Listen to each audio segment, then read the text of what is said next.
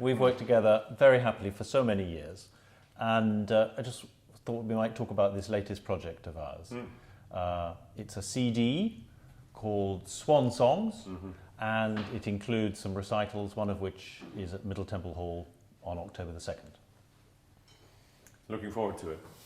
No, it's wonderful that we've come to Schubert's collection of final songs that he wrote. The Schwannengesang. The Schwannengesang. But he didn't call it that, did he? He didn't, no. They were collections of songs discovered after he died. Yeah. And put together, as all good publishers do, in a collection that could be marketed in a very good way. But they really are, I mean, the epitome of his greatest and last Yes. songs of I often think when people say to me, well, what would Schubert have written if he'd lived another 10 years or lived another 20 years? I think the answer is he knew, or he did know, for at least 4 years that he was dying, and he crammed into those 4 years everything he would have written in the next 10 or so, because it's in the most astonishing concentration in the style, in the music is distilled to its absolute essence. Simplicity, really, and everything that we're performing is an intensity, tremendous intensity. Yeah, nothing superfluous in any way. No, not a note lost or wasted. Which is why they're successful as a group, really, because they each song, although it could stand on its own, really suits the entire sort of intensity. And also, it's wonderful that just to explain, it's actually two poets, really. There's one third one at the very end, but the main two sections of songs are 7 songs set to Rellstab, who's a poet he'd already set several times before, and then 6 more songs to Heinrich Heine, who he was setting for the first time, and whose poems clearly had a major effect on him after his life spent collecting the poems and reading the poems of his contemporaries. It must have been a real discovery to find Heinrich Heine, and he certainly set 6 of his most extraordinary songs. And we know, of course, that the Dichterliebe of Schumann came from Heine as well. So yes. That boded well for all composers coming. Yes. That wonderful musical poetry that was waiting for Schubert to come along. Yes, and set it. absolutely. We're going to perform, just so people have an idea, 2 of these songs of the Heine set. The first one is Der Atlas. Tell us about it from the singer's point of view. Well, it's the story really of Atlas holding the world, and he, as a character, he is the narrator in the song itself, and he just says, you know, proud heart, I thought you could bear this. You thought you were going to get happiness by holding the world's cares, but you also holding the greatest pain as well. Yeah. And the way it's set means it's a very demanding song where it's powerful, it's low, and it has great sort of, I mean, absolute despair, really. But also, I think it's one of the few songs I can think of that really depicts a sort of self-loathing. He despises himself for have fallen into this terrible abyss where he's ended up having to hold the world up. Yes, absolutely. And it's incredible the sort of bitterness that Schubert finds. And I mean the words themselves are very, very powerful. But as the great composer would always hope to do, is he's found this profound depth, not only in the piano part, but also making the singer feel very, very burdened and as if he is holding literally the weight of the world. Yeah. And meanwhile, the piano is sort of tremoloing away in the right hand.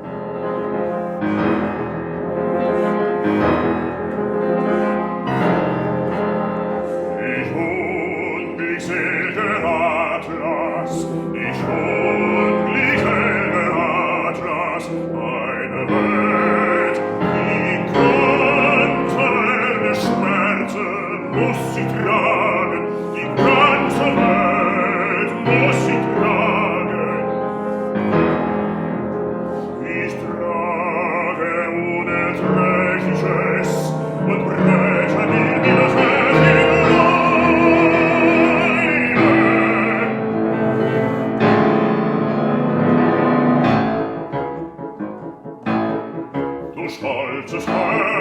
Herz, du hast es ja gewollt.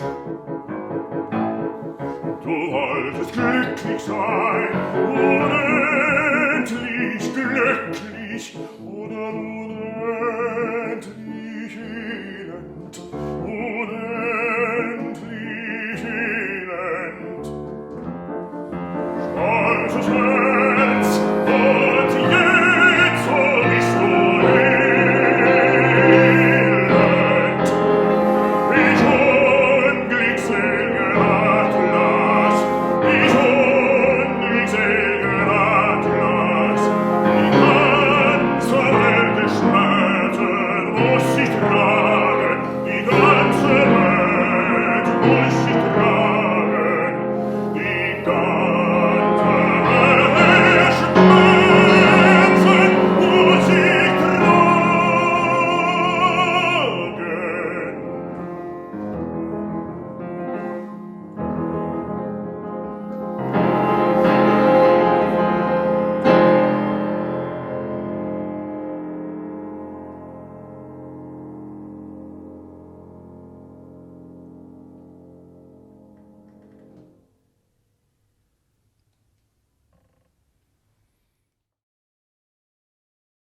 And then the next, the songs he wrote them literally on consecutive pieces of manuscript paper. So we know that for sure he was thinking of one song going into another.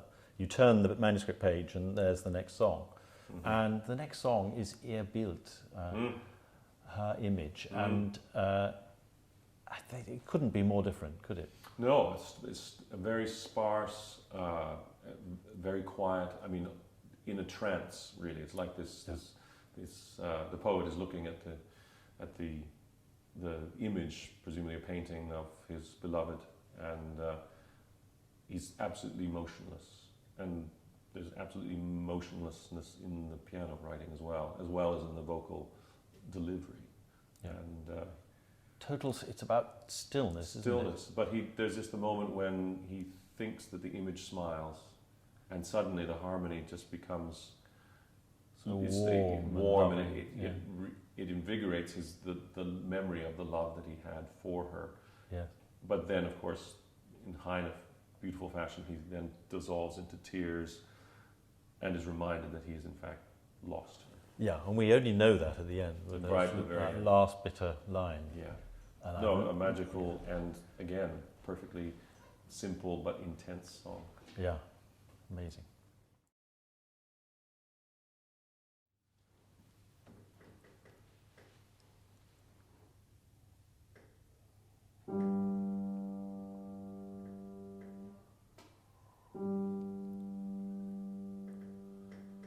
Ich stand in dunklen Träumen und starr ihr Bildnis an.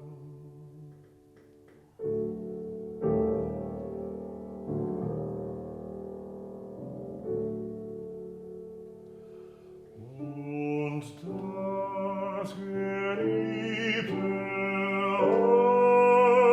Antlitz heimlich zu leben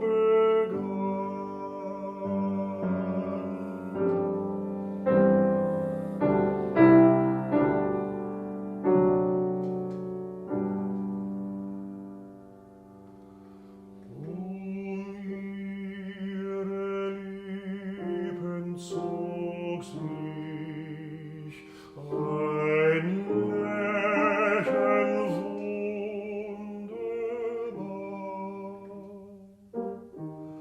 und wie von Wehmutstränen erglänzt ein Augenpaar.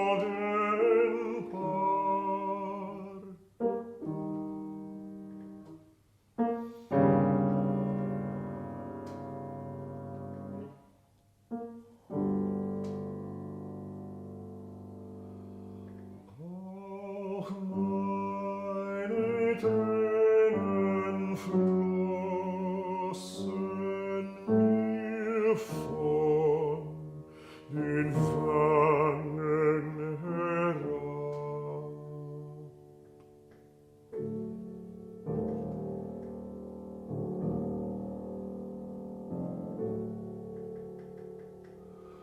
Und ach, ich kann es nicht glauben,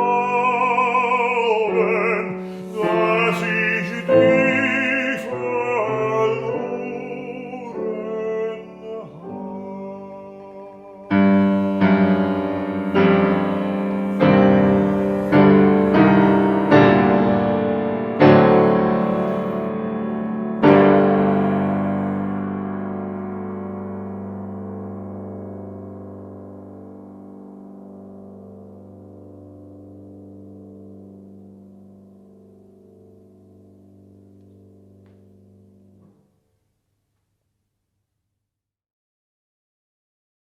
Well, those are the first two songs of the Heine set. The Rellstab set come first, and we're going to follow in our concert and on our disc, we're going to follow the Rellstab set with Brahms's wonderful four last songs, four serious songs, also the very last songs he wrote.